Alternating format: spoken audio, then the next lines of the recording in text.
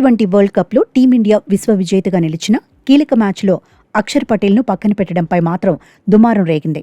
South ఆఫ్రికాతో మ్యాచ్లో vice captain అని కూడా చూడకుండా అక్షర్ను బెంచ్ మీదే కూర్చోబెట్టింది టీం మేనేజ్మెంట్. వాషింగ్టన్ సుందర్ను తుది జట్టులోకి తీసుకుంది. సౌత్ ఆఫ్రికా జట్టులో లెఫ్ట్ హ్యాండర్లు ఎక్కువే ఉన్నందున లెగ్ స్పిన్నర్ వద్దని భావించింది. అయితే అక్షర్ పటేల్ను పక్కన పెట్టడం టీమిండియాకు మైనస్ అయింది. ఈ మ్యాచ్లో వాషింగ్టన్ సుందర్ విఫలమయ్యాడు. ఆల్రౌండర్ అనే ట్యాగ్కు న్యాయం చేయలేకపోయాడు. బౌలింగ్, బ్యాటింగ్లోనూ ఫెయిల్ అయ్యాడు.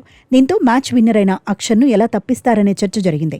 హెడ్ కోచ్ గంభీర్తో పాటు కెప్టెన్ సూర్యకుమార్ యాదవ్ను టీమిండియా అభిమానులు ట్రోల్ చేశారు.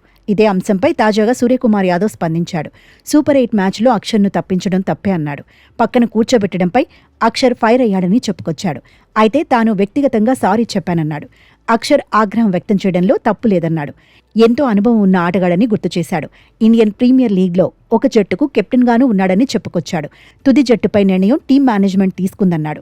అక్షర్ పటేల్ కూడా అర్థం చేసుకున్నాడని, తర్వాతి రోజు నుంచి మామూలుగానే మాట్లాడుకున్నామని గుర్తు చేసుకున్నాడు. అయితే ఇద్దరి మధ్య సంభాషణ కాస్త కఠినంగానే సాగిందన్నాడు. అయినా అక్షర్ పటేల్ పాజిటివ్గానే తీసుకున్నాడని సూర్య అన్నాడు. సెమీస్లో అక్షర్ పటేల్ అద్భుతమైన క్యాచ్ పట్టాడని ప్రశంసించాడు. అక్షర్ అందుకున్న క్యాచ్ కూడా 2024లో తాను పట్టిన క్యాచ్ లాంటిదే అన్నాడు. తాను సైడ్ నుంచి పరిగెత్తి పట్టుకున్నానని, ఈసారి అక్షర్ మాత్రం వెనక్కి పరిగెత్తి పట్టుకున్నాడని గుర్తు చేసుకున్నాడు. ఒత్తిళ్లో అందుకున్న క్యాచ్తో పరిస్థితులు మారిపోయాయన్నాడు. అద్భుత క్యాచ్లకు కారణం ఫీల్డింగ్ కోచ్ దిలీపే అన్నాడు. ప్రాక్టీస్ టైంలో ఫీల్డింగ్లో అత్యుత్తమంగా రాణించిన వారికి 10,000 ప్రైజ్ మనీ ఇచ్చాడని చెప్పుకొచ్చాడు. వరల్డ్ కప్లో అంచనాలను అందుకోవడం మాటలు కాదన్నాడు. అయితే సోషల్ మీడియాకు దూరంగా ఉన్నామన్నాడు. డ్రెస్సింగ్ రూమ్లోనూ టీవీలను చూసేవాళ్లం కాదన్నాడు.